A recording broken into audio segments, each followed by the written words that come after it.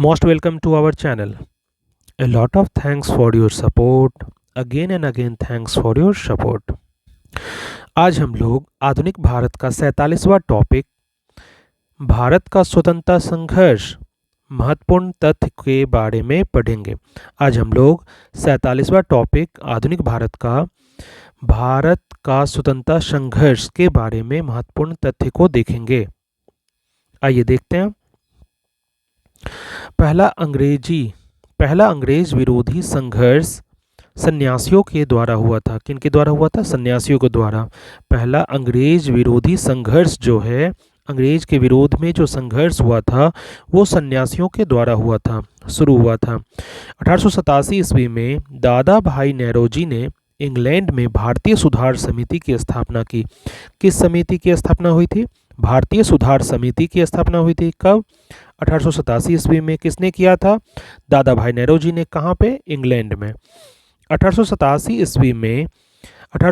ईस्वी के बाद ब्रिटिश सरकार का रुख कांग्रेस के प्रति कठोर होता चला गया। कैसा हो गया रुख? कठोर हो गया। किसका रुख कठोर हो गया? कांग्रेस के प्रति ब्रिटिश सरकार का 1887 के बाद कांग्रेस के प्रति रुख कठोर हो गया। नौरोजी, दत्त एवं वाचा। कौन कौन? नौरोजी, दत्त एवं वाचा ने धन निकास के सिद्धांत का प्रतिपादन किया। किस सिद्धांत का? धन के निकास के सिद्धांत का प्रतिपादन किया। कौन कौन? नौरोजी, दत्त एवं वाचा ने। दादा भाई नौरोजी ने धन का पलायन सिद्धांत जो है का वर्णन अपनी पुस्तक, इनकी पुस्तक का क्या नाम था? Poverty and un British rule in India. इनके पुस्तक का क्या नाम था? Poverty and un British rule in India में किया। क्या चीज़ का वर्णन किया है? तो धन के पलायन का सिद्धांत का वर्णन अपनी पुस्तक दादा भाई नौरोजी ने अपनी पुस्तक poverty and un British rule in India में किया है। ब्रिटिश हाउस ऑफ कॉमन्स का चुनाव लड़ने वाले प्रथम भारतीय कौन थे? WC Banerjee. British house of Commons कहाँ का? ब्रिटिश हाउस ऑफ कॉमन्स का चुनाव लड़ने वाले पहले जो भारतीय थे कौन थे? WC बनर्जी थे, जो चुनाव हार गए थे। ब्रिटिश हाउस ऑफ कॉमन्स के सदस्य चुने जाने वाले प्रथम भारतीय कौन थे? कहाँ के? ब्रिटिश हाउस ऑफ कॉमन्स के सदस्य चुने जाने वाले प्रथम भारतीय जो थे दादा भाई नौरोजी थे। इन्होंने लिबरल पार्टी, कौन सी पार्टी? लिबरल पार्टी के उम्मीदवार के रूप में फिन्सबरी से 1892 ईस्वी में चुनाव जीता था। इन्होंने लिबरल पार्टी के उम्मीदवार के रूप में कहाँ से? फिन्सबरी से। कब? 1892 ईस्वी में चुनाव जीता था। किन के बारे में बात कर रहे हैं? दादा भाई नौरोजी के बारे में। लॉर्ड कर्जन ने 20 जुलाई 1905 ईस्वी को बंगाल विभाजन के निर्णय की घोषणा की। लॉर्ड कर्जन ने 20 जुलाई 1905 ईस्वी को क्या चीज़ की घोषणा की थी? बंगाल के विभाजन के निर्णय की घोषणा की थी। बंगाल विभाजन के विरोध में, क्या चीज़ के विरोध में? बंगाल विभाजन के विरोध में 7 अगस्त 1905 ईस्वी को कलकत्ता के टाउन हॉल में, कहाँ पर? कलकत्ता के टाउन हॉल में स्वदेशी आंदोलन की घोषणा हुई। Extremely important. बंगाल विभाजन के विरोध में स्वदेशी आंदोलन की घोषणा की गई थी। स्वदेशी आंदोलन किस चीज़ के विरोध में हुई थी? बंगाल विभाजन के विरोध में। 7 अगस्त 1905 को कहाँ पे? कलकत्ता के टाउन हॉल में स्वदेशी आंदोलन की घोषणा की गई थी। बंगाल विभाजन 16 अक्टूबर 1905 को प्रभावी हुआ था। कब? 16 अक्टूबर 1905 को। इस दिन पूरे बंगाल में शोक दिवस मनाया गया। कैसा मनाया गया? शोक दिवस के रूप में मनाया गया। रविन्द्रनाथ टैगोर के आह्वान पर इस दिन को राखी दिवस के रूप में मनाया गया। किसके आह्वान पे? रविन्द्रनाथ टैगोर के आह्वान पे। रविन्द्रनाथ टैगोर के आह्वान पर इस दिन को किस दिवस के रूप में मनाया गया? राखी दिवस के रूप में मनाया गया। स्वदेशी आंदोलन में वंदे मातरम, विभाजन नहीं चाहिए और बंगाल एक है आदि नारे लगाए गए। किस टाइप के नारे लगाए गए? स्वदेशी आंदोलन में वंदे मातरम, विभाजन नहीं चाहिए, बंगाल एक है आदि के नारे लगाए गए। स्वदेशी आंदोलन का विचार सर्वप्रथम कृष्ण कुमार मित्र के पत्र संजीवनी में, कौन सा पत्र था? संजीवनी। पत्र का नाम क्या था? संजीवनी में किनका लिखा हुआ था? कृष्ण कुमार मित्र का। किनका लिखा हुआ था? कृष्ण कुमार मित्र का। स्वदेशी आंदोलन का विचार जो है सबसे पहले कहाँ आया था? कृष्ण कुमार मित्र के पत्र संजीवनी में। कब आया था? 1905 ईस्वी में प्रस्तुत किया गया था। 1905 ईस्वी में प्रस्तुत किया गया था। आंध्र के डेल्टा इलाकों में स्वदेशी आंदोलन को कहाँ पर, आंध्र के डेल्टा इलाकों में स्वदेशी आंदोलन को, किस आंदोलन को, स्वदेशी आंदोलन को वंदे मातरम आंदोलन के नाम से जाना जाता है। स्वदेशी आंदोलन को किस नाम से जाना जाता है, तो वंदे मातरम आंदोलन के नाम से जाना जाता है। कहाँ पर, आंध्र के डेल्टा इलाकों में। स्वदेशी आंदोलन का दिल्ली में नेतृत्व कौन किए थे, स्वदेशी आंदोलन का दिल्ली में नेतृत्व सैयद हैदर राजा, मद्रास में चिदम्बरम पिल्ले, पूना व मुंबई में तिलक ने और पंजाब में लाला लाजपत राय ने किया। कहाँ कहाँ, स्वदेशी आंदोलन का दिल्ली में नेतृत्व कौन किया था, सैयद हैदर राजा ने, और मद्रास में चिदम्बरम पिल्ले, पूना व मुंबई में तिलक ने यानी बाल गंगाधर तिलक ने, और पंजाब में किसने, तो लाला लाजपत राय ने किया। 1906 ईस्वी में कलकत्ता में, कब, 1906 ईस्वी में कलकत्ता में कांग्रेस के अधिवेशन की अध्यक्षता करते हुए दादा भाई नौरोजी ने पहली बार स्वराज्य की मांग प्रस्तुत की। पहली बार क्या चीज़ की मांग प्रस्तुत की गई थी, स्वराज्य की मांग। कहाँ पर, तो 1906 ईस्वी में कलकत्ता के कांग्रेस अधिवेशन में। इसकी अध्यक्षता कौन कर रहे थे, तो दादा भाई नौरोजी। स्वराज्य शब्द का पहली बार प्रयोग स्वामी दयानंद सरस्वती ने किया है। स्वराज शब्द का पहली बार प्रयोग किसने किया था, स्वामी दयानंद सरस्वती ने किया है। आइए चार्ट देख लेते हैं। कांग्रेस पर कुछ विशेष टिप्पणियां, कांग्रेस पर कुछ विशेष टिप्पणियां किनकी किनकी है, तो डफरिन क्या कहते कांग्रेस को, कांग्रेस केवल सूक्ष्मदर्शी अल्पसंख्या का प्रतिनिधित्व करती है। ध्यान रखना है, कांग्रेस केवल सूक्ष्मदर्शी अल्पसंख्या का प्रतिनिधित्व करती है, डफरिन ने ऐसा कहा था। कर्जन क्या कहे थे, कांग्रेस लड़खड़ाकर गिर रही है, कांग्रेस लड़खड़ाकर गिर रही है। भारत में रहते हुए मेरी इच्छा है कि उसे शांतिपूर्वक मरने में मदद कर सकूं, कर्जन ने ऐसा कहा था। क्या कहा था कर्जन ने, कांग्रेस लड़खड़ाकर गिर रही है, भारत में रहते हुए मेरी इच्छा है कि उसे शांतिपूर्वक मरने में मदद कर सकूं। अरविंद घोष ने क्या कहा था, कांग्रेस क्षय रोग से मरने वाली ही है। अरविंद घोष ने क्या कहा था, कांग्रेस क्षय रोग से मरने ही वाली है। बंकिम चंद्र चटर्जी ने क्या कहा था, कांग्रेस के लोग पदों के भूखे राजनीतिज्ञ हैं, कांग्रेस के लोग पदों के भूखे राजनीतिज्ञ हैं। अश्विनी कुमार दत्त ने क्या कहा था, कांग्रेस का सम्मेलन 3 दिन का तमाशा है। अश्विनी कुमार दत्त ने कहा था, कांग्रेस का जो सम्मेलन है 3 दिन का तमाशा है। लाला लाजपत राय ने क्या कहा था, कांग्रेस लॉर्ड डफरिन की दिमाग की उपज है, कांग्रेस लॉर्ड डफरिन की दिमाग की उपज है, ऐसा किसने कहा था, लाला लाजपत राय ने। बिपिन चंद्र पाल ने क्या कहा था, कांग्रेस याचना करने वाली संस्था है, कांग्रेस याचना करने वाली संस्था है, ऐसा किसने कहा था, बिपिन चंद्र पाल ने। आइए अब आगे देखते हैं।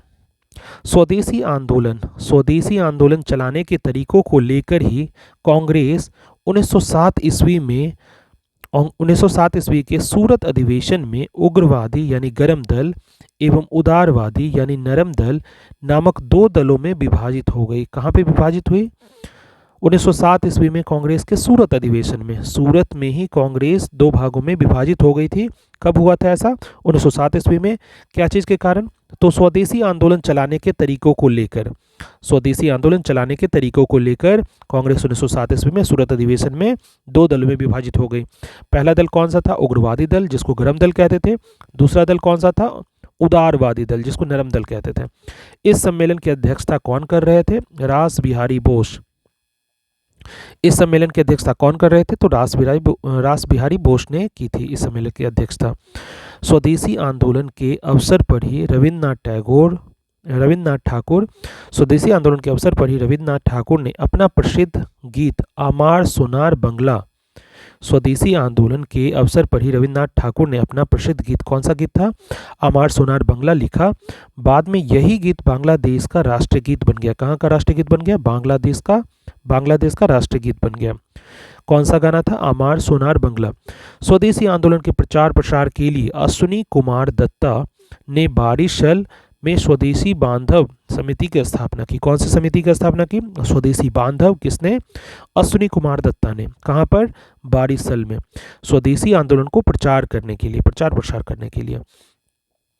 1893 ईस्वी का वर्ष एक परिवर्तन बिंदु, आइए देखते हैं इसके बारे में। 1893 ईस्वी का वर्ष एक परिवर्तन बिंदु माना जाता है। क्यों माना जाता है, 1893 ईस्वी में स्वामी विवेकानंद 1863 से 1902 ईस्वी के बीच जो रहे थे, अमेरिका के शिकागो नगर पहुंचे। 1893 ईस्वी में स्वामी विवेकानंद अमेरिका के शिकागो नगर पहुंचे। सितंबर 1893 में वे वहां पर हो रहे सर्वधर्म सम्मेलन, क्या चीज़ हो रहा था वहां पे, सर्वधर्म सम्मेलन हो रहा था, में पहले ही दिन उन्हें 2 मिनट बोलने का समय दिया गया था। जैसे ही उन्होंने अपने वक्तव्य का संबोधन अमेरिका के भाइयों और बहनों के साथ शुरू किया, तालियों की गड़गड़ाहट ने न केवल उन्हें बल्कि भारत को विश्व के सर्वोत्तम देशों में लाकर खड़ा कर दिया। उन्हें तूफानी हिंदू कहा जाने लगा। उन्हें क्या कहते थे लोग? तूफानी हिंदू कहते थे। ये कब की घटना है? 1893 ईस्वी में हुई थी। 1893 ईस्वी में अमेरिका के शिकागो नगर कौन पहुंचे थे? स्वामी विवेकानंद। स्वामी विवेकानंद का जन्म कब हुआ था? 1863 ईस्वी में। और मृत्यु कब हुई थी? 1902 ईस्वी में। और वहाँ पर क्या हो रहा था 1893 ईस्वी में? सर्वधर्म सम्मेलन में पहले ही दिन 2 मिनट वो बोले थे, यानी बोलने का समय उनको दिया गया था। और वक्तव्य में उन्होंने क्या कहा था? सबसे पहले, अमेरिका के भाइयों और बहनों, इससे क्या हुई थी? तालियों की गड़गड़ाहट ने न केवल उन्हें बल्कि भारत को विश्व के सर्वोच्च देशों में लाकर खड़ा कर दिया, और इसी कारण उन्हें तूफानी हिंदू कहा जाने लगा। आइए नेक्स्ट देखते हैं। 1893 ईस्वी में 14 वर्ष के बाद योगीराज, कौन? अरविंद घोष। योगीराज अरविंद घोष, जिनका जन्म 1872 में, मृत्यु 1950 ईस्वी में हुई थी, भारत की भूमि पर वापसी हुई। यानी 1893 ईस्वी में 14 वर्ष बाद योगीराज अरविंद घोष जो है उनका भारत भूमि पर वापसी हुई। 1893 ईस्वी में उन्होंने एक लेखमाला का नाम क्या था? न्यू लैंप फॉर ओल्ड प्रकाशित किया। उन्होंने एक लेखमाला 1893 ईस्वी में प्रकाशित किया, जिनका नाम क्या था? न्यू लैंप फॉर ओल्ड प्रकाशित किया। 16 नवंबर 1893 ईस्वी को एनी बेसेंट, जिनका जन्म 1847 में, 1933 में मृत्यु, भारत आई थी। 16 नवंबर 1893 ईस्वी को एनी बेसेंट भारत आई। वे वाराणसी शहर, कहाँ पे, किस शहर में रहने लगी? वाराणसी शहर में रहने लगी। उन्होंने भारतीयों से कहा, क्या कहा था? मैं हृदय से तुम्हारे साथ हूँ और संस्कृति से भी मैं तुम्ही लोगों में से एक हूँ। उन्होंने क्या कहा था? मैं हृदय से तुम्हारे साथ हूँ और संस्कृति से भी मैं तुम्ही लोगों में से एक हूँ। किसने कहा था? एनी बेसेंट ने कहा था। एनी बेसेंट ने कहा था, जो भारत आई थी कब? 16 नवंबर 1893 ईस्वी को, और वाराणसी शहर में रहने लगी। 1893 ईस्वी में महात्मा गांधी, जिनका जन्म 1869 ईस्वी और मृत्यु 1948 ईस्वी में हुआ, अब्दुल्ला सेठ नामक व्यापारी के मुकदमे, किस व्यापारी के मुकदमे में? अब्दुल्ला सेठ नामक व्यापारी के मुकदमे में दक्षिण अफ्रीका, कहाँ गए थे? दक्षिण अफ्रीका गए थे। 1893 ईस्वी में महात्मा गांधी अब्दुल्ला सेठ नामक व्यापारी के मुकदमे में दक्षिण अफ्रीका गए थे। क्रांतिकारी गतिविधियों की दृष्टि से भी 1893 ईस्वी का वर्ष जो है महत्वपूर्ण है। क्रांतिकारी गतिविधियों से भी देखा जाए, की दृष्टि से भी देखा जाए तो 1893 ईस्वी का वर्ष जो है बहुत महत्वपूर्ण है। नासिक में चापेकर बंधुओं ने, कौन? चापेकर बंधुओं ने चापेकर बंधुओं ने एक गुप्त संस्था का क्या नाम था? Society for the removal of obstacle to the Hindu religion. संस्था का पूरा नाम क्या था? Society for the removal of obstacle to the Hindu religion स्थापित किया। किसने स्थापित किया? चापेकर बंधुओं ने। कहाँ पर? तो नासिक में। ये एक गुप्त संस्था थी। ना इसके बाद क्या है? बंगाल में क्रांतिकारियों का पहला प्रमुख संगठन अनुशीलन समिति। कौन सा संगठन था बंगाल में क्रांतिकारियों का? तो प्रमुख संगठन क्या था? अनुशीलन समिति था, जिसकी स्थापना 24 मार्च 1903 ईस्वी को हुई थी। संस्थापकों के अनुरोध पर बैरिस्टर प्रथम नाथ मित्र, पी मित्र जिसे कहते थे, इसका नेतृत्व संभाला। संस्थापकों के अनुरोध करने पर बैरिस्टर जो थे वहाँ के प्रथम नाथ मित्र, पी मित्र जिसे कहते थे, इनका नेतृत्व संभाला। इसका मुख्यालय कलकत्ता में था। मुख्यालय कहाँ पे था? हेडक्वार्टर कलकत्ता में था। इसके प्रथम कार्यकारिणी के 5 सदस्य थे। कितने सदस्य थे? प्रथम कार्यकारिणी के 5 सदस्य थे। पहला क्या है? प्रथम नाथ मित्र अध्यक्ष थे, दूसरे जो थे चितरंजन दास, और तीसरे थे अरविंद घोष जो उपाध्यक्ष थे, और सुरेंद्रनाथ ठाकुर कोषाध्यक्ष थे। सिस्टर निवेदिता कार्यकारिणी की सदस्य थी। 1906 ईस्वी में अनुशीलन समिति का पहला सम्मेलन कोलकाता में हुआ। 1906 ईस्वी में पहला सम्मेलन कहाँ हुआ था? अनुशीलन समिति का कोलकाता में हुआ था। अनुशीलन समिति का मुख्य उद्देश्य क्या था? खून का बदला खून। आगे चलकर बारेंद्र कुमार घोष अविनाश भट्टाचार्य एवं भूपेंद्र नाथ दत्त का गुट अनुशीलन समिति पर प्रभावी हो गया और उन्होंने आंदोलन को और उग्रता प्रदान की। इन लोगों ने 1905 ईस्वी में भवानी मंदिर नामक अपनी पहली पुस्तक प्रकाशित की। इनके पहले पुस्तक का नाम क्या था? भवानी मंदिर। इनके पहले पुस्तक का नाम क्या था? भवानी मंदिर नामक अपनी पहली पुस्तक जो है प्रकाशित की, जिसमें कहा गया था कि क्रांतिकारी राजनीतिक सन्यासी का जीवन तब तक बिताए जब तक स्वाधीनता प्राप्त न हो। जिसमें कहा गया था कि क्रांतिकारी जो है राजनीतिक सन्यासी का जीवन बिताएं, और तब तक बिताने के लिए बोला गया था जब तक कि स्वाधीनता प्राप्त न हो। अक्टूबर 1907 ईस्वी में अविनाश चंद्र भट्टाचार्य द्वारा प्रकाशित जो थी वर्तमान रणनीति, उनकी दूसरी पुस्तक थी। पुस्तक का नाम क्या था? वर्तमान रणनीति। किसने प्रकाशित किया? अविनाश चंद्र भट्टाचार्य द्वारा। उनकी दूसरी पुस्तक थी, इनकी सेकेंड ये बुक थी, जिसमें क्या कहा गया था कि भारत की स्वतंत्रता प्राप्ति के लिए फौजी शिक्षा और युद्ध आवश्यक है। भारत की स्वतंत्रता प्राप्ति के लिए फौजी शिक्षा और युद्ध जो है आवश्यक है। इसके लिए छापामार युद्ध अपनाने के लिए कहा गया था। किस टाइप का युद्ध करने के लिए कहा गया था? इसके लिए छापामार युद्ध अपनाने के लिए कहा गया था। अनुशीलन समिति ने हेमचंद्र दास कानूनगो को पेरिस भेजा। किसको? हेमचंद्र दास कानूनगो को पेरिस भेजा, जिसने रूसी क्रांतिकारी निकोलस फ्रांस्की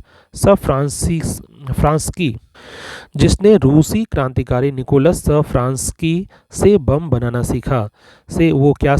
जिसने रूसी क्रांतिकारी निकोलस फ्रांस्की से बम बनाना सीख लिया उन्होंने। हेमचंद्र दास कानूनगो के बारे में बात कर रहे हैं हम लोग। अनुशीलन समिति ने हेमचंद्र दास कानूनगो को पेरिस भेजा था। कहाँ पर? पेरिस भेजा था, जिसने क्या किया? रूसी क्रांतिकारी जो निकोलस फ्रांस्की थे से बम बनाना सीख लिया था। इसके बाद क्या है? बारेंद्र कुमार घोष, भूपेंद्र नाथ दत्त एवं अविनाश चंद्र भट्टाचार्य ने 1906 ईस्वी में युगांतर नामक साप्ताहिक पत्रिका, जो वीकली जो मैगजीन था, साप्ताहिक पत्रिका, नाम क्या था? युगांतर। किसने प्रकाशित किया था? तो बारेंद्र कुमार घोष, भूपेंद्र नाथ दत्त एवं अविनाश चंद्र भट्टाचार्य ने 1906 ईस्वी में युगांतर नामक साप्ताहिक पत्रिका प्रकाशित किया। युगांतर के प्रथम संपादक कौन थे? भूपेंद्र नाथ दत्त को 1907 ईस्वी में 1 वर्ष की कड़ी सजा सुनाई गई। युगांतर के प्रथम संपादक कौन थे? तो भूपेंद्र नाथ दत्त थे, जिनको 1907 ईस्वी में 1 वर्ष की कड़ी सजा सुनाई गई। 1908 ईस्वी में यह पत्र बंद कर देना पड़ा। 1908 ईस्वी में बंद कर देना पड़ा। ढाका अनुशीलन समिति की स्थापना पी मित्रा एवं पुलिन दास ने 1904 ईस्वी में ढाका में की थी। ढाका अनुशीलन समिति की स्थापना कौन कौन किए थे? पी मित्रा एवं पुलिन दास ने 1904 ईस्वी में ढाका में किया था। कहाँ हुआ था इसका स्थापना? ढाका में इसकी लगभग 500 शाखाएं थी। कितनी शाखाएं थी? 500 शाखाएं थी। 11 दिसंबर 1908 ईस्वी को अनुशीलन समिति गैर कानूनी घोषित कर दी गई। 11 दिसंबर 1908 ईस्वी को क्या हुआ? अनुशीलन समिति को गैर कानूनी घोषित कर दिया गया। प्रफुल्ल चाकी और खुदीराम बोस ने 30 अप्रैल 1908 ईस्वी को मुजफ्फरपुर के जज कौन थे? किंग्सफोर्ड की हत्या का प्रयत्न किया था। मुजफ्फरपुर के जज किंग्सफोर्ड की हत्या का प्रयत्न किसने किया था? तो प्रफुल्ल चाकी और खुदीराम बोस ने। 1908 ईस्वी 30 अप्रैल की बात है। गलती से क्या हुआ कि बम कैनेडी की गाड़ी पर गिरा दिया गया। गलती से बम जो है कैनेडी की गाड़ी पे गिरा दिया गया, जिससे 2 महिलाएं, पिंगले की पत्नी और बेटी जो है उनकी मृत्यु हो गई थी। चाकी ने इस कारण आत्महत्या कर ली और खुदीराम बोस को लगभग 18 वर्ष की अवस्था में 11 अगस्त 1908 ईस्वी को फांसी दे दी गई। चाकी ने खुद से आत्महत्या कर ली और खुदीराम बोस को लगभग 18 वर्ष की अवस्था में 11 अगस्त 1908 ईस्वी को फांसी दे दी गई थी। आइए एक चार्ट है, देख लेते हैं। खुदीराम बोस के ही बारे में है। खुदीराम बोस, इनका जन्म कब हुआ था? 1889 ईस्वी में। ग्राम कौन से ग्राम में हुआ था? हबीबपुर जिला मिदनापुर पश्चिम बंगाल में हुआ था। पकड़ने वाली जो पुलिस थी इनको, वो फतेह सिंह एवं शिव प्रसाद मिश्र थी। और खुदीराम बोस के मुकदमे में जज कौन थे? कर्णब। खुदीराम बोस के मुकदमे में जज कौन थे? कर्णडफ थे। कर्णडफ। सरकारी वकील कौन थे? मानुक व विनोद मजूमदार। खुदीराम बोस की ओर से वकील कौन थे? कालिदास बोस। ये खुदीराम बोस की तरफ से वकील थे। फांसी की तारीख क्या थी? 11 अगस्त 1908 ईस्वी को थी। एक हाथ में गीता लेकर खुदीराम बोस फांसी के तख्ते पर जा खड़े हुए। एक हाथ में उन्होंने क्या पकड़ा हुआ था? गीता लेकर खुदीराम बोस फांसी के तख्ते पर जा खड़े हुए थे। और फांसी की तारीख क्या थी? 11 अगस्त 1908 ईस्वी। आइए इसका आगे देखते हैं। खुदीराम बोस बंगाल के क्रांतिकारियों के युगांतर दल के सक्रिय सदस्य थे। कौन से क्रांतिकारी दल के? तो सक्रिय सदस्य थे। खुदीराम बोस जो हैं बंगाल के क्रांतिकारियों के युगांतर दल के, दल का नाम क्या था? युगांतर दल के सक्रिय सदस्य थे। युगांतर दल के नेता बारेंद्र कुमार घोष थे। युगांतर दल के नेता कौन थे? बारेंद्र कुमार घोष थे। अलीपुर षड्यंत्र केस 18 मई 1908 ईस्वी की बात है, को कलकत्ता के अलीपुर अदालत में 31 व्यक्तियों को अवैध शस्त्र रखने के कारण पेश किया गया। 18 मई 1908 ईस्वी की बात है। कलकत्ता के अलीपुर अदालत में, कहाँ पर? अलीपुर अदालत में 31 व्यक्तियों को अवैध शस्त्र रखने के कारण पेश किया गया था। इन व्यक्तियों को अवैध शस्त्र रखने के कारण गिरफ्तार किया गया था। इन व्यक्तियों को क्या किया गया था? अवैध शस्त्र रखने के कारण गिरफ्तार किया गया था। 19 अगस्त 1908 ईस्वी को 30 आदमियों को सेशन जज के सुपुर्द किया गया और 7 सितंबर 1908 ईस्वी को 7 और आदमियों को इस मुकदमे में शामिल किया गया। यही मुकदमा अलीपुर षड्यंत्र केस के नाम से प्रसिद्ध है। इसी मुकदमे को अलीपुर षड्यंत्र केस के नाम से जाना जाता है और प्रसिद्ध है। इस केस के सरकारी गवाह कौन थे? नरेंद्र नाथ गोसाई को अलीपुर जेल में सत्येंद्र नाथ घोष एवं कन्हाई लाल दत्त ने गोली मार दी। इस केस के सरकारी गवाह कौन बन गए थे? नरेंद्र नाथ गोसाई को क्या किए थे ये लोग मिलके? अलीपुर जेल में सत्येंद्र नाथ घोष एवं कन्हाई लाल दत्त ने गोली मार दी थी। इसके लिए दोनों को फांसी की सजा दी गई। इसके लिए दोनों को फांसी की सजा मिल गई। बारेंद्र कुमार घोष, उल्लासकर दत्त, हेमचंद्र दास और उपेंद्र नाथ बनर्जी को आजीवन काला पानी की सजा मिली। इनको आजीवन काला पानी की सजा मिली। किनको किनको? बारेंद्र कुमार घोष, उल्लासकर दत्त, हेमचंद्र दास और उपेंद्र नाथ बनर्जी को आजीवन काला पानी की सजा मिली। बाकी लोगों को 10 वर्ष, 7 वर्ष, 5 वर्ष की सजा दी गई। इस मुकदमे में अरविंद घोष छोड़ दिए गए। इस मुकदमे में क्या हुआ? अरविंद घोष को छोड़ दिया गया। इन्होंने क्रांतिकारी क्रियाकलापों से अलग होकर पांडिचेरी में अपना आश्रम ऑरोविले आश्रम स्थापित किया। इस मुकदमे में अरविंद घोष को छोड़ दिया गया और तब उन्होंने क्या किया? क्रांतिकारी क्रियाकलापों से अलग होकर पांडिचेरी में जाकर अपना आश्रम ऑरोविले, बहुत फेमस आश्रम है पांडिचेरी में। कौन सा आश्रम बहुत फेमस है?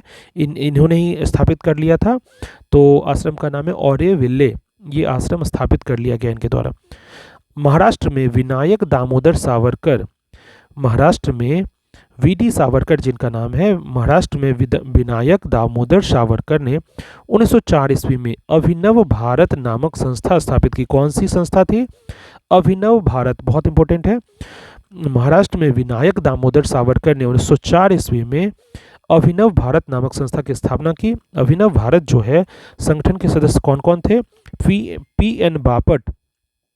अभिनव भारत के संगठन के सदस्य पी.एन. बापट बम बनाने की कला सीखने के लिए पेरिस गए थे। पी.एन. बापट कहाँ गए थे? पेरिस। क्यों? क्योंकि अभिनव भारत संगठन के सदस्य थे और बम बनाने की कला सीखने के लिए उनको पेरिस जाना पड़ा।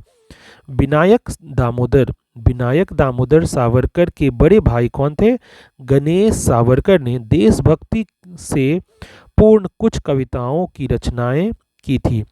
विनायक दामोदर सावरकर के बड़े भाई का नाम क्या था? गणेश सावरकर ने देशभक्ति से पूर्ण कुछ कविताओं की रचना की थी, जिस कारण नासिक के जज कौन थे? जैक्सन। नासिक के जज जो हैं उनका नाम था जैक्सन, ने उन पर राजद्रोह का आरोप लगाकर 8 जून 1909 ईस्वी को आजीवन निर्वासन का दंड दे दिया। नासिक के जज का नाम था जैक्सन जो क्या किए, उन पर राजद्रोह का आरोप लगाकर 8 जून 1909 ईस्वी को आजीवन निर्वासन का दंड उन्हें दे दिया। इस सजा को सर्वथा इस सजा को सर्वथा इस सजा को सर्वथा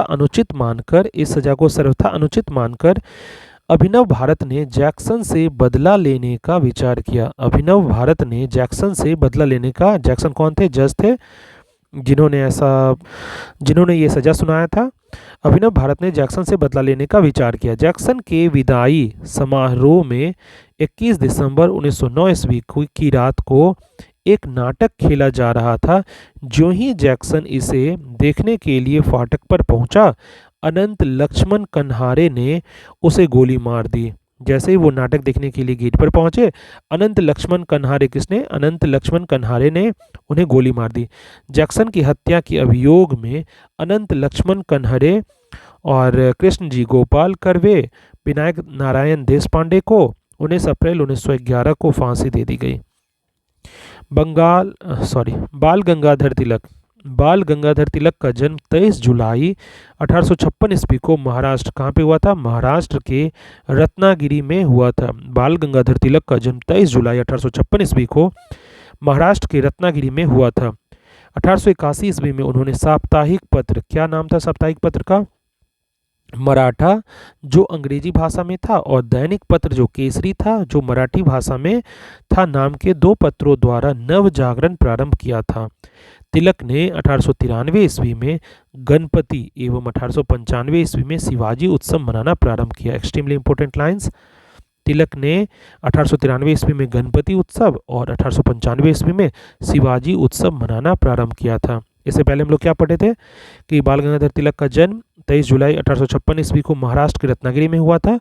1881 ईस्वी में उन्होंने साप्ताहिक पत्र, जो वीकली मैगजीन होता है, वो मराठा यानी अंग्रेजी में मराठा को शुरू किया। मराठा नाम था पत्र का, साप्ताहिक पत्र का नाम मराठा था जो अंग्रेजी भाषा में थी, और दैनिक पत्र जो केसरी था जो मराठी भाषा में थी, ये दैनिक पत्र था। केसरी जो है दैनिक पत्र है और मराठा जो है साप्ताहिक पत्र है। नाम के 2 पत्रों द्वारा नव जागरण प्रारंभ किया। इस दोनों पत्र का क्या उद्देश्य था, नव जागरण करना, अवेयरनेस लाना। बाल गंगाधर तिलक पहले कांग्रेसी नेता थे जिन्होंने देश के लिए कई बार जेल की यात्रा की। ये पहले कांग्रेसी नेता थे जिनको बहुत बार जेल जाना पड़ा था। 1897 में राजद्रोह के आरोप में 18 माह की कारावास हुई थी। 1897 ईस्वी में राजद्रोह के आरोप में 18 माह की कारावास हुई थी। फिर 1908 ईस्वी में राजद्रोह के आरोप में 6 वर्ष की कारावास हुई थी इनको। 1908 ईस्वी से 1914 ईस्वी तक बर्मा के मांडले जेल में 6 वर्ष काटने पड़े। 1908 ईस्वी से 1914 ईस्वी तक बर्मा के मांडले जेल में इनको 6 वर्ष काटना पड़ा था। तिलक को सजा सुनाने वाले जज का नाम क्या था, डावर था, डावर। तिलक को सजा सुनाने वाले जज का नाम क्या था, डावर था। वैलेंटाइन सिरोल ने अपनी पुस्तक, इनकी पुस्तक का क्या नाम था, इंडियन अनरेस्ट, में तिलक को भारतीय अशांति का जनक कहा था। तिलक को ही यानी बाल गंगाधर तिलक को ही उसने क्या कहा था, भारतीय अशांति का जनक कहा था, जिसके लिए तिलक ने उन पर मानहानि का मुकदमा किया था। जिसके लिए तिलक क्या किए थे, बदले में उन पे मानहानि का मुकदमा किए थे। प्लेग के समय की ज्यादतियों से प्रभावित होकर पूना के जो चापेकर बंधु थे, चापेकर बंधु कौन कौन थे, दामोदर एवं बालकृष्ण, ने 22 जून 1897 को प्लेग अधिकारी, कौन कौन थे प्लेग अधिकारी, रैंड एवं एयर्स्ट की हत्या कर दी थी। यानी प्लेग के समय जो ज्यादती से प्रभावित होकर पूना के चापेकर बंधु ने चापेकर बंधु कौन कौन थे, दामोदर एवं बालकृष्ण ने 22 जून 1897 ईस्वी को प्लेग अधिकारी रैंड एवं एयर्स्ट की हत्या कर दी थी। महाराष्ट्र से क्रांतिकारी पत्र काल का संपादन किसने किया था, प्रांजपे ने किया था। महाराष्ट्र से क्रांतिकारी एक पत्र निकलता था जिसका नाम क्या था, काल था, का संपादन कौन करता था, प्रांजपे ने किया। 1905 ईस्वी में लंदन में श्यामजी कृष्ण वर्मा ने इंडियन होम रूल सोसाइटी की स्थापना की। क्या चीज़ की स्थापना हुई थी, इंडियन होम रूल सोसाइटी की स्थापना हुई थी। कहाँ पे, लंदन में। 1905 ईस्वी की बात है, लंदन में श्यामजी कृष्ण वर्मा ने इंडियन होम रूल सोसाइटी की स्थापना की।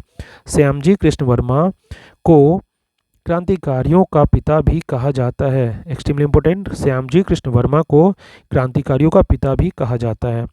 अरविंद अविंद्र अविंद्रनाथ टैगोर ने 1906 ईस्वी में Indian society of oriental arts की स्थापना की। क्या चीज़ की स्थापना हुई थी?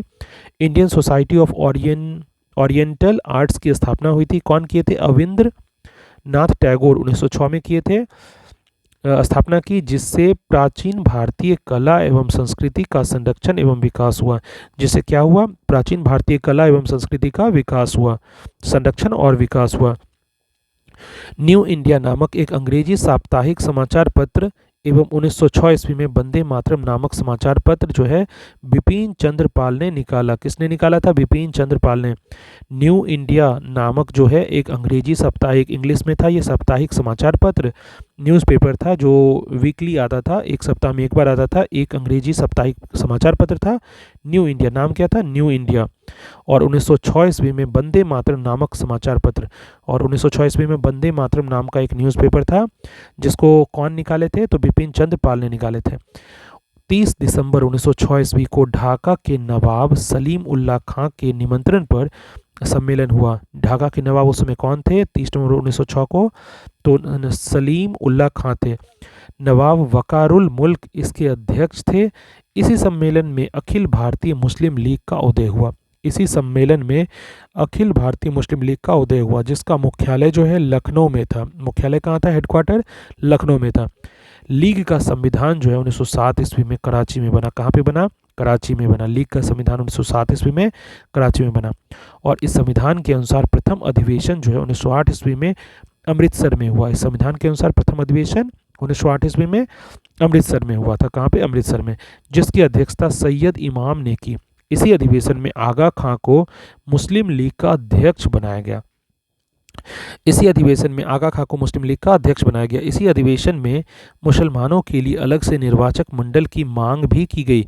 इसी अधिवेशन में मुसलमानों के लिए अलग निर्वाचक मंडल की मांग की गई, जिसको 1909 ईस्वी में मॉडले मिंटो सुधार में मान लिया गया।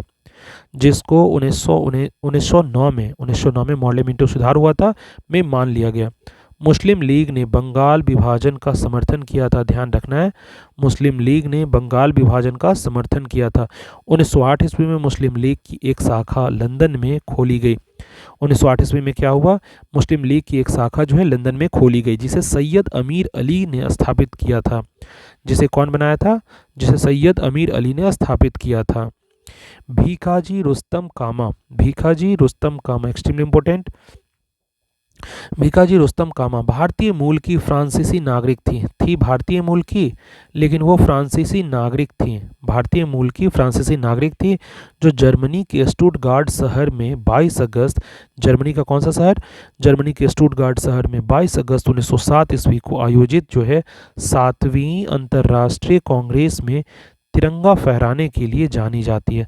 7वीं अंतर्राष्ट्रीय कांग्रेस में तिरंगा फहराने के लिए जानी जाती है। यह विदेशी धरती पर राष्ट्रीय ध्वज फहराने की पहली ऐसी घटना थी, इसलिए ये इतनी इम्पोर्टेंट है। यह विदेशी धरती पर राष्ट्रीय ध्वज फहराने वाली पहली घटना थी। इनके माता पिता पारसी थे। इनके माता पिता जो थे पारसी थे। इन्होंने दादा भाई नेरोजी के निजी सचिव के रूप में भी काम की थी। दादा भाई नेरोजी के निजी सचिव यानी पर्सनल सेक्रेटरी के रूप में भी इन्होंने काम किया था। अभी हम लोग क्या पढ़ रहे थे? भीखाजी रुस्तम कामा के बारे में। भीखाजी रुस्तम कामा भारतीय मूल की फ्रांसीसी नागरिक थी, जो जर्मनी के स्टुटगार्ट शहर में 22 अगस्त 1907 ईस्वी को आयोजित जो 7वीं अंतर्राष्ट्रीय कांग्रेस में तिरंगा फहराने के लिए जानी जाती है। यह विदेशी धरती पर राष्ट्रीय ध्वज फहराने की जो है पहली घटना थी। इनके माता पिता पारसी थे। इन्होंने दादा भाई नेरोजी की पर्सनल सेक्रेटरी यानी निजी सचिव के रूप में भी काम की थी। 1 जुलाई 1909 ईस्वी को मदन लाल ढींगरा ने विलियम कर्जन वाइली को गोली मारकर हत्या कर दी थी। 16 अगस्त 1909 ईस्वी को मदन लाल ढींगरा को मृत्युदंड दिया गया था। 21 दिसंबर 1909 ईस्वी को अनंत कान्हरे ने जैक्सन को गोली मार दी थी। जैक्सन कौन थे? जज थे। 21 दिसंबर 1909 ईस्वी को अनंत कान्हरे ने जैक्सन को गोली मार दी थी। वायसराय लॉर्ड हार्डिंग ने 1911 ईस्वी में दिल्ली में भव्य दरबार का आयोजन इंग्लैंड के सम्राट जॉर्ज पंचम एवं मैरी के स्वागत में किया। किसने किया था? लॉर्ड हार्डिंग ने, जो उस समय वायसराय थे। 1911 ईस्वी में कहाँ पे किया गया था? दिल्ली में भव्य दरबार का आयोजन किया गया था। किन के लिए? इंग्लैंड किन के लिए किया गया था आयोजन? तो इंग्लैंड के सम्राट जो थे जॉर्ज पंचम एवं मैरी के स्वागत में किया गया था। इस दरबार में निम्न घोषणाएं हुई थी। क्या क्या घोषणाएं इस दरबार में हुई? बंगाल विभाजन को रद्द किया गया। सबसे पहली घोषणा थी कि बंगाल विभाजन को रद्द किया गया। दूसरी घोषणा थी बंगाली भाषी क्षेत्रों को मिलाकर अलग एक प्रांत बनाया गया। दूसरी घोषणा क्या थी? बंगाली भाषी क्षेत्रों को मिलाकर अलग एक प्रांत बनाया गया। तीसरी घोषणा क्या थी? बिहार एक अलग राज्य बना जिसमें उड़ीसा भी शामिल था। बिहार एक अलग राज्य बना जिसमें उड़ीसा भी शामिल था। राजधानी को कलकत्ता से दिल्ली स्थानांतरित करने की घोषणा हुई। 1 अप्रैल 1912 ईस्वी में दिल्ली जो है भारत की राजधानी बनी। ध्यान रखना है, राजधानी को कलकत्ता से शिफ्ट करके दिल्ली स्थानांतरित करने की घोषणा भी हुई और 1 अप्रैल 1912 ईस्वी में दिल्ली जो है भारत की राजधानी बन गई। आगे देखते हैं। 23 दिसंबर 1912 ईस्वी को रास बिहारी बोस ने दिल्ली में वायसराय लॉर्ड हार्डिंग पर बम फेंका था। किसने? रास बिहारी बोस ने दिल्ली में वायसराय लॉर्ड हार्डिंग पर बम फेंका था। इसके परिणाम स्वरूप 13 व्यक्ति गिरफ्तार किए गए थे, जिसके कारण 13 व्यक्ति को गिरफ्तार कर लिया गया। इसमें कौन कौन प्रमुख थे? मास्टर अमीचंद थे, दीनानाथ थे, अवध बिहारी लाल थे, बाल मुकुंद थे, बसंत कुमार विश्वास थे, हनुमंत सहाय थे एवं बलराज थे।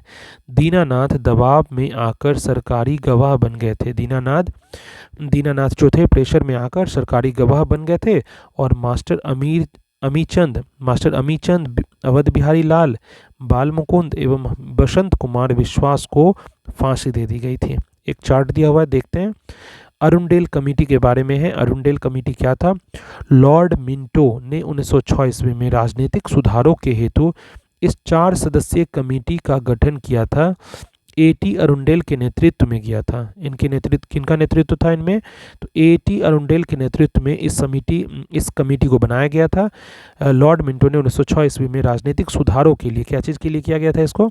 राजनीतिक सुधारों के लिए एक 4 सदस्यीय कमेटी का गठन हुआ था। अध्यक्ष कौन थे? नेतृत्व कौन कर रहे थे? A.T. अरुंडेल।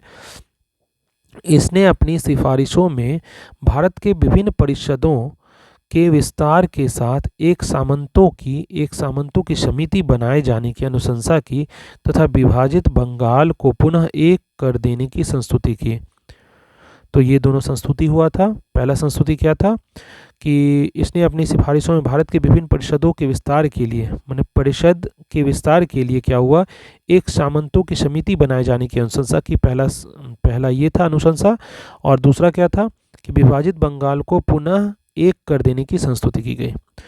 ना इसके आगे देखते हैं। 1 नवंबर 1913 ईस्वी में अनेक भारतीयों ने लाला हरदयाल के नेतृत्व में सैन फ्रांसिस्को में, कहाँ पे? सैन फ्रांसिस्को जो अमेरिका में है, में गदर पार्टी, कौन सी पार्टी? एक्सट्रीमली इंपॉर्टेंट, गदर पार्टी की स्थापना की। किसके नेतृत्व में? लाला हरदयाल के नेतृत्व में। 1 नवंबर 1913 की बात है। अनेक भारतीयों ने लाला हरदयाल के नेतृत्व में, कहाँ पे? सैन फ्रांसिस्को जो अमेरिका में है, वहाँ पर किस पार्टी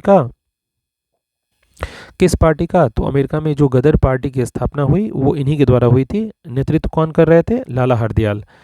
सोहन सिंह भाखना इनके प्रथम अध्यक्ष थे। सोहन सिंह भाखना इसके प्रथम अध्यक्ष, लाला हरदयाल इसके प्रथम मंत्री एवं काशीराम क्या थे? कोषाध्यक्ष चुने गए थे। 1 नवंबर 1913 ईस्वी को गदर जो है अखबार का पहला अंक प्रकाशित हुआ। गदर अखबार का पहला अंक प्रकाशित हुआ जो उर्दू में था। किस भाषा में था? उर्दू में था। 9 दिसंबर 1913 ईस्वी से यह गुरुमुखी में छपने लगा। उसके बाद से 9 दिसंबर से यह गुरुमुखी में छपने लगा। इसके प्रत्येक अंक के पहले पृष्ठ पर छपता था, क्या छपता था? अंग्रेजी राज का कच्चा चिट्ठा। अंग्रेजी राज का कच्चा चिट्ठा।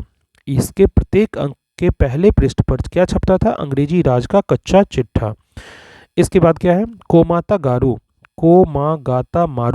कोमागाता मारू जापानी जहाज को बाबा गुरुदत्त ने किसने? बाबा गुरुदत्त सिंह ने 1914 ईस्वी में किराया पर लिया था।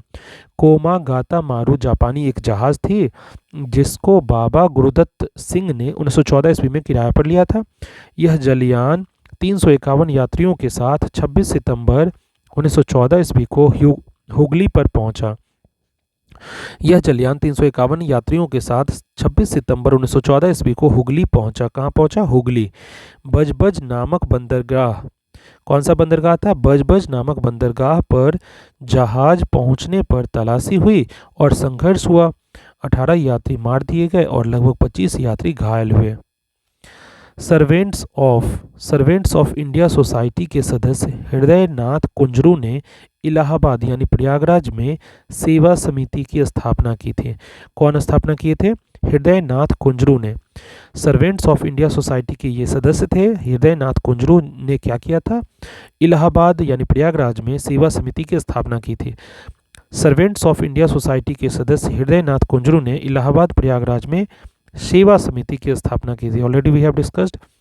1915 ईस्वी में अंग्रेज सरकार ने कैसरे हिंद की उपाधि से महात्मा गांधी को सम्मानित किया था। 1915 ईस्वी में अंग्रेज सरकार ने कैसरे हिंद की उपाधि से महात्मा गांधी को, किसको? महात्मा गांधी को सम्मानित किया था। ये कब की बात है? 1915 में, जब गांधी जी दक्षिण अफ्रीका से वापस लौटकर भारत आए थे। 1915 ईस्वी में अंग्रेज सरकार ने क्या किया? कैसरे हिंद की उपाधि से महात्मा गांधी को सम्मानित किया था। कांग्रेस की लखनऊ अधिवेशन, एक्सट्रीमली इंपॉर्टेंट। कांग्रेस की लखनऊ अधिवेशन जो कब हुआ था? 1916 ईस्वी में हुआ था। कांग्रेस के दोनों दलों में एकता हो गई। जो फूट पड़ी थी ना कांग्रेस के दलों में, 1907 ईस्वी में सूरत के बारे में हम लोग पढ़े थे। सूरत में अधिवेशन हुआ था, कांग्रेस का सूरत वाला अधिवेशन जो 1907 ईस्वी में हुआ था। तो कांग्रेस के लखनऊ अधिवेशन में 1916 ईस्वी में जो सूरत में फूट पड़ी थी, उसके बाद ये जाके 1916 ईस्वी में कांग्रेस के दोनों दलों में, नरम दल और गरम दल के बारे में जो पढ़े थे, उस दोनों दलों में एकता हो गई। इसी अधिवेशन में मुस्लिम लीग ने भी कांग्रेस से मिलकर एक संयुक्त कमेटी की स्थापना की। इस अधिवेशन में दो चीज़ हुआ था। एक तो क्या हुआ कि दोनों दलों में, गरम दल और नरम दल में एकता हो गई।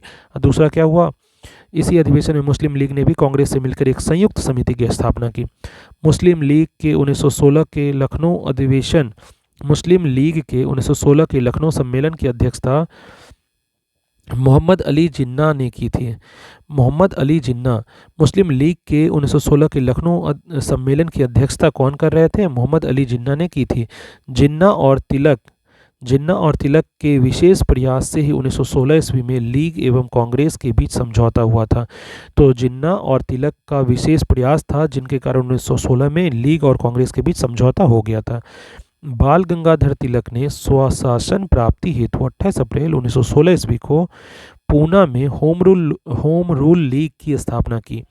बाल गंगाधर तिलक ने क्या किया? स्वशासन प्राप्ति हेतु 28 अप्रैल 1916 ईस्वी में पूना में, कहाँ पर? पूना में होम रूल लीग की स्थापना की थी। इसके अध्यक्ष कौन थे? इसके अध्यक्ष जोसेफ बप्तिस्ता थे और सचिव कौन थे? NC केलकर। इसके अध्यक्ष जोसेफ बप्तिस्ता थे और सचिव जो कौन थे? NC केलकर थे। तिलक ने अपने अखबार मराठा जो अंग्रेजी में था और केसरी जो मराठी भाषा में थी के माध्यम से होम रूल लीग के प्रचार प्रसार का काम किया। इन्होंने अपने अखबार यानी मराठा जो अंग्रेजी में था और केसरी जो मराठी में था के माध्यम से होम रूल लीग के प्रचार प्रसार का काम किया। एनी बेसेंट ने सितंबर 1916 ईस्वी में, एक्सट्रीमली इंपॉर्टेंट, एनी बेसेंट ने सितंबर 1916 ईस्वी में अडयार यानी मद्रास में होम रूल लीग की स्थापना की। जॉर्ज अरुंडेल को लीग का सचिव बनाया गया और मोतीलाल नेहरू, जवाहरलाल नेहरू, सुब्रमण्यम अय्यर, जिन्ना तथा तेज बहादुर सप्रू इस लीग से जुड़े हुए थे। इस होम रूल लीग के प्रचार प्रसार एनी बेसेंट ने अपने दैनिक पत्र न्यू इंडिया तथा साप्ताहिक पत्र जो है कॉमनवेल्थ द्वारा किया गया। इस होम रूल लीग के प्रचार प्रसार का काम जो है एनी बेसेंट का जो दैनिक पत्र था, डेली का न्यूज़पेपर जो था न्यू इंडिया नाम का, उसमें, और साप्ताहिक पत्र जो था यानी वीकली न्यूज़पेपर जो वो कॉमनवेल्थ नाम से था, द्वारा किया गया। हम लोग अभी दो तरह का होम रूल लीग के बारे में पढ़े। बाल गंगाधर द्वारा बनाया गया पहला था जो पूना में बनाया गया था, और एनी बेसेंट द्वारा दूसरा बनाया गया था, जो कहाँ के लिए बनाया गया था, जो कहाँ बना था, अडियार मद्रास में। तो ध्यान रखना है, बाल गंगाधर तिलक का जो होम रूल लीग की स्थापना हुआ था वो पूना में हुआ था, और एनी बेसेंट ने जो स्थापना किया था वो अडियार मद्रास में हुआ था, होम रूल लीग की स्थापना। गोपाल कृष्ण गोखले ने अपने संगठन सर्वेंट्स ऑफ इंडिया सोसाइटी के सदस्यों को होम रूल लीग आंदोलन में भाग लेने की अनुमति नहीं दी थी।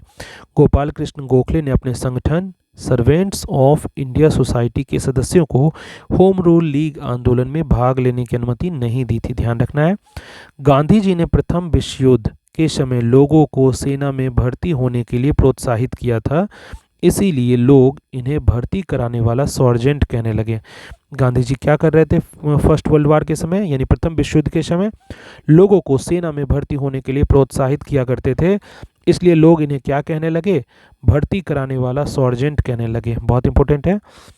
1916 ईस्वी में गांधी जी ने अहमदाबाद के गरीब साबरमती 1916 ईस्वी में गांधी जी ने अहमदाबाद के करीब जो साबरमती आश्रम है उसकी स्थापना की।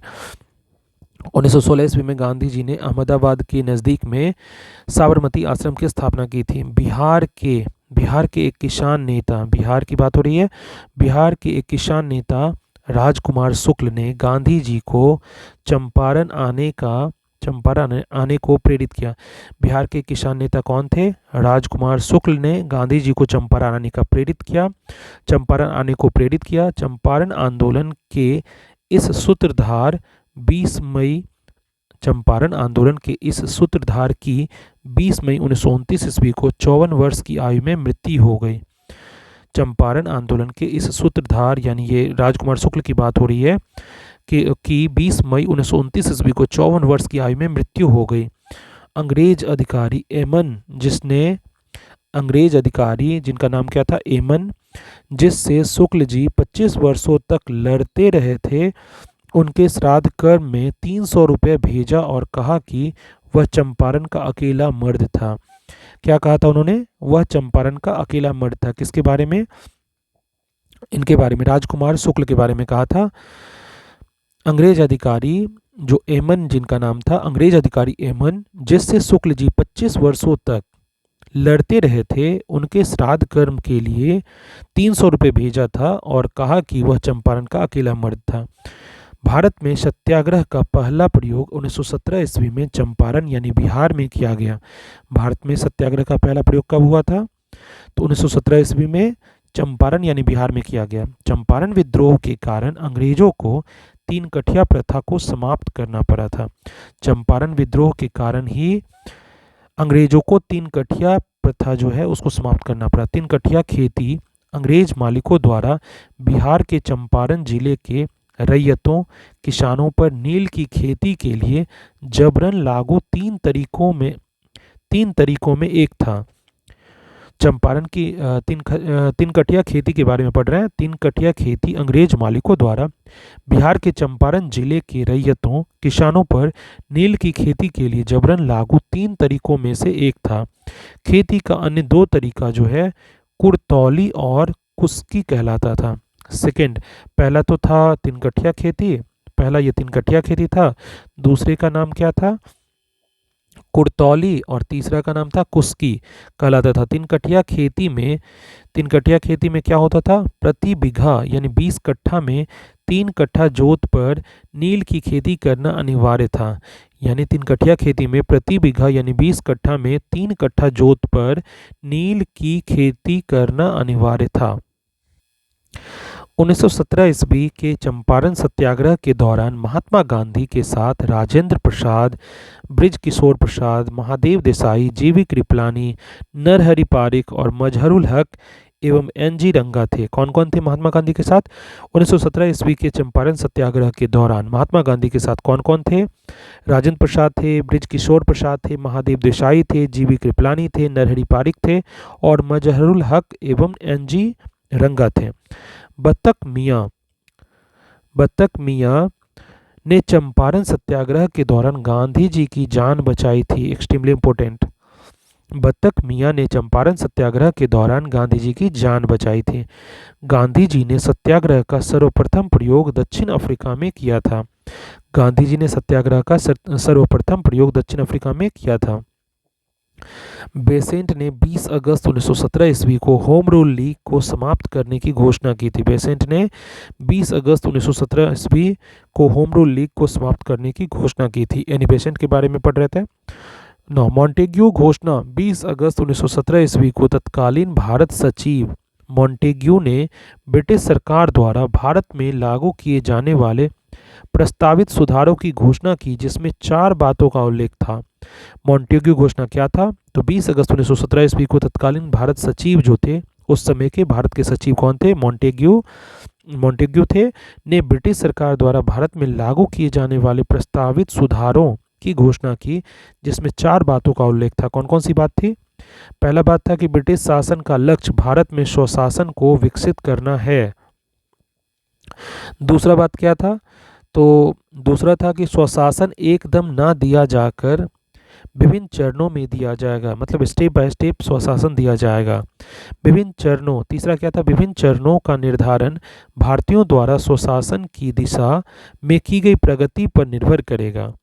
चौथा क्या था? प्रगति के विषय में निर्धारण ब्रिटिश संसद तथा ब्रिटिश भारत सरकार द्वारा किया जाना था।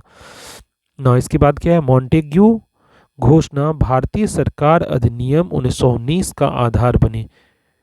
मॉन्टेग्यू घोषणा जो है भारतीय सरकार अधिनियम 1919 वाला जो था का आधार बनी। उदारवादी कांग्रेसियों ने मॉन्टेग्यू घोषणा को भारत का मैग्ना कार्टा की संज्ञा दी। उदारवादी कांग्रेसियों ने मॉन्टेग्यू घोषणा को भारत का मैग्ना कार्टा, क्या कहा गया? भारत का मैग्ना कार्टा की संज्ञा दी। तिलक ने मॉन्टेग्यू घोषणा को सूर्य विहीन उषाकाल कहा। तिलक ने क्या कहा मॉन्टेग्यू घोषणा को? तो सूर्य विहीन उषाकाल, यानी सूर्य के बिना सवेरा। 1918 में तिलक ने मॉन्टेग्यू घोषणा को सूर्य विहीन उषाकाल कहा था। सूर्य विहीन उषाकाल। 1918 ईस्वी में महात्मा गांधी ने अहमदाबाद टेक्सटाइल लेबर एसोसिएशन की स्थापना की। 1918 ईस्वी में महात्मा गांधी ने अहमदाबाद टेक्सटाइल लेबर एसोसिएशन की स्थापना की। यह उस समय की सबसे बड़ी ट्रेड यूनियन थी। यहीं गांधी जी ने ट्रस्टीशिप का सिद्धांत दिया। यहीं पर गांधी जी ने क्या दिया? तो ट्रस्टीशिप का सिद्धांत भी दिया। इसमें उन्होंने बताया कि पूंजीपति मजदूरों के हितों की रक्षा करने वाले ट्रस्टी होते हैं। इसमें उन्होंने क्या बताया? कि पूंजीपति मजदूरों के हितों की रक्षा करने वाले ट्रस्टी होते हैं। और यही गांधी जी ने ट्रस्टीशिप का सिद्धांत दिया, जिसमें उन्होंने बताया कि पूंजीपति जो होते हैं, कैपिटलिस्ट जो होते हैं, मजदूरों यानी लेबर्स के हितों की रक्षा करने वाले ट्रस्टी होते हैं। 31 अक्टूबर 1920 ईस्वी को NM जोशी ने all India trade union Congress AITUC की स्थापना की। 31 अक्टूबर 1920 ईस्वी को MN जोशी ने all India trade union Congress की स्थापना की। इसके प्रथम अध्यक्ष किसको बनाया गया? तो लाला लाजपत राय थे। इसके प्रथम अध्यक्ष कौन थे? तो लाला लाजपत राय थे। All India trade union Congress की स्थापना जो हुई थी, उसके प्रथम अध्यक्ष लाला लाजपत राय थे। महात्मा गांधी ने पहली बार भूख हड़ताल अहमदाबाद मिल मजदूरों के हड़ताल 1918 ईस्वी के समर्थन में की थी। महात्मा गांधी ने पहली बार फर्स्ट टाइम भूख हड़ताल जो है कब किए थे? अहमदाबाद मिल मजदूर के हड़ताल के समर्थन के लिए किए थे। कब ये हुआ था? 1918 ईस्वी में महात्मा गांधी ने पहली बार भूख हड़ताल 1918 ईस्वी में किया था। किसके लिए?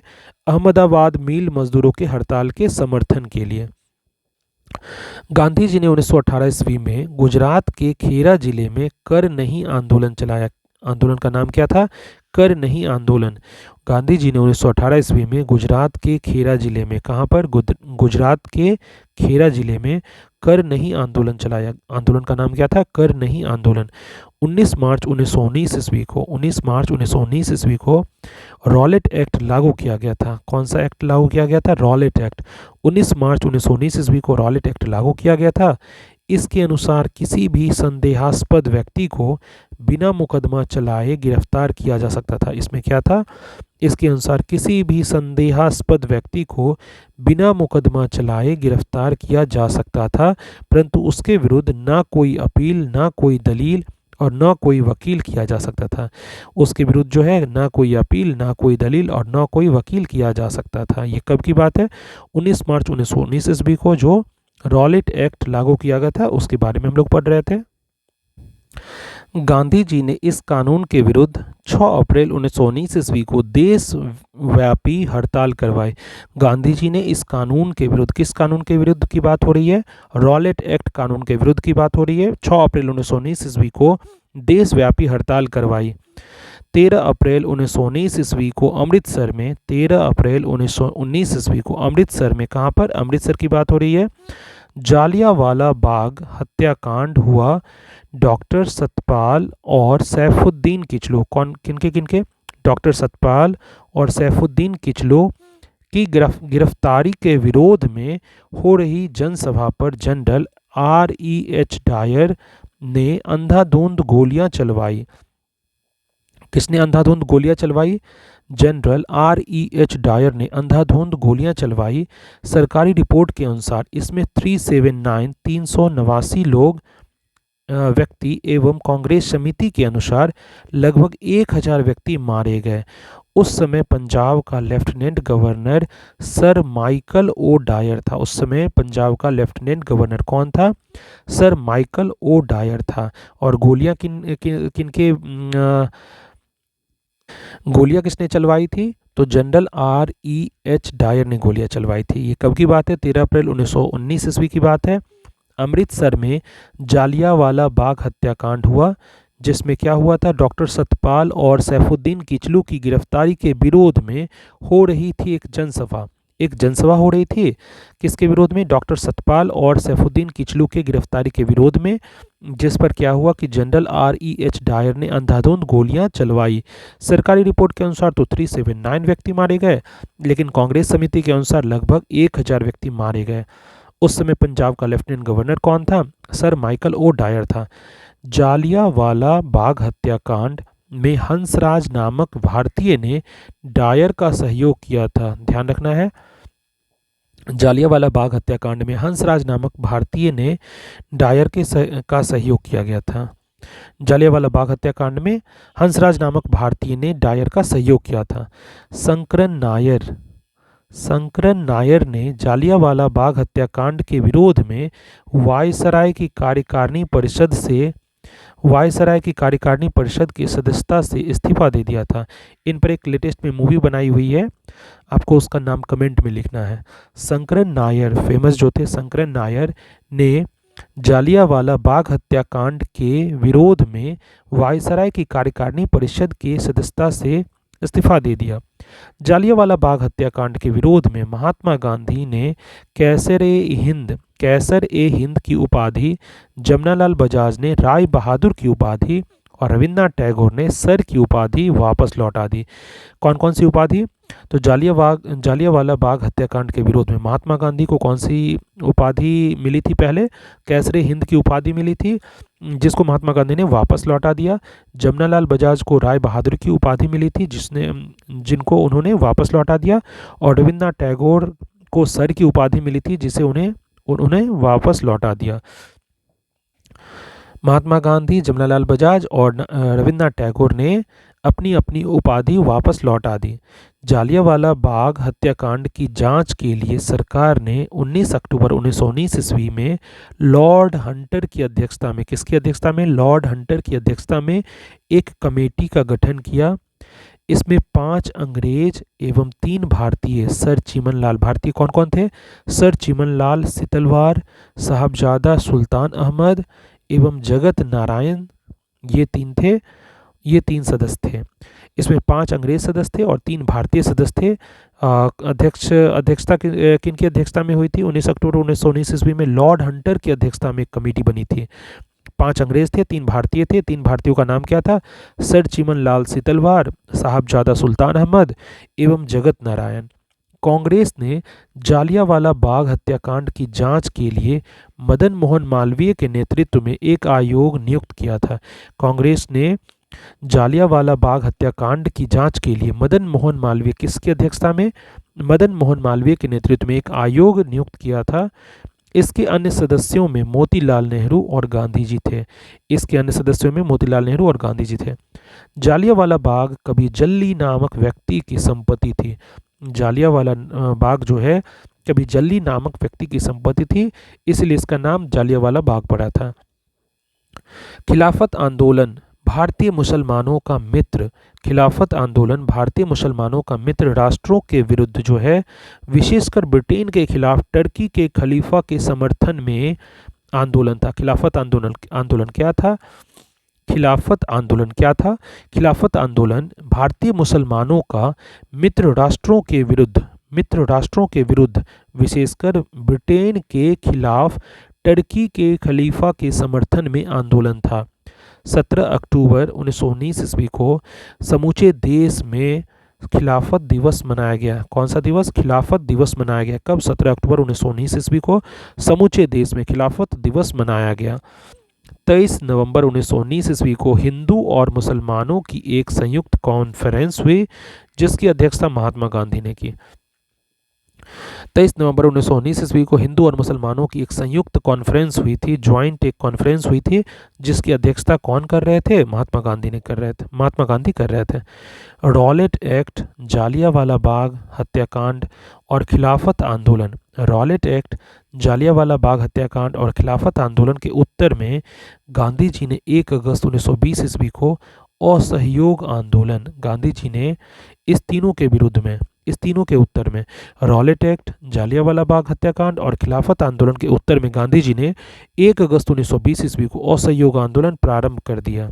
1 अगस्त 1920 ईस्वी को असहयोग आंदोलन गांधी जी ने प्रारंभ कर दिया। असहयोग आंदोलन की पुष्टि भारतीय राष्ट्रीय कांग्रेस ने दिसंबर 1920 ईस्वी के नागपुर अधिवेशन में की।